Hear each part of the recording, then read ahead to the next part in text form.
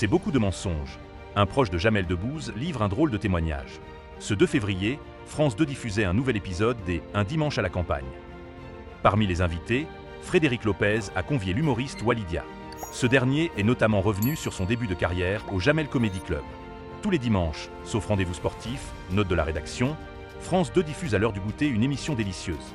Depuis 2022, Frédéric Lopez présente et produit Un dimanche à la campagne. Une émission au cours de laquelle il reçoit 3 invités dans une maison de campagne, loin du tumulte médiatique, qui n'est accessible qu'en barque.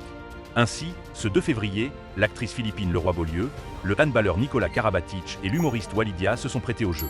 Enfance, vie privée, vie professionnelle.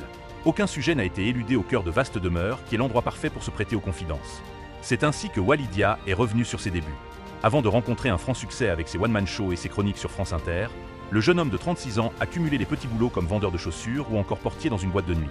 De son côté, sa famille était persuadée qu'il poursuivait ses études en communication. Nourrissant une folle envie de monter sur scène, l'humoriste a commencé à faire ses preuves dans des petites salles. J'avais un pote qui avait lancé un comédie club à Nantes, dans la cave d'un bar avec une 50aine de places. C'est la première fois de ma vie que je prends la parole sur scène, a raconté le Grenoblois. Heureux comme tout, Walidia plaque ses études pour se consacrer à 100% à l'humour. C'est alors que, lors d'un festival, Laurent Ruquier le repère et lui propose de participer à son émission On ne demande qu'à en rire sur France 2. Je découvre la télé dans ses mauvais côtés parce que je me faisais déjà pas mal censurer. Je commençais déjà cet humour un peu sociétal, livre-t-il. Toutefois, c'est aussi grâce à ce programme qu'il se fait connaître. Walidia, de France 2 à sa rencontre avec Jamel Debbouze suite à son passage dans l'émission, Walidia joue dans une pizzeria située juste à côté du Jamel Comedy Club, le Graal pour les humoristes en devenir. C'est alors qu'il y est allé au culot pour tenter d'intégrer la troupe. Je savais que le mardi, il y avait des scènes ouvertes, mais c'était sur inscription et il y a quelqu'un qui gère un peu le casting de tout ça. Et moi je vais voir. Et j'ai fait la même chose que ce que je faisais quand je voulais entrer en boîte, c'est-à-dire que j'ai tracé. Je n'ai rien dit à personne.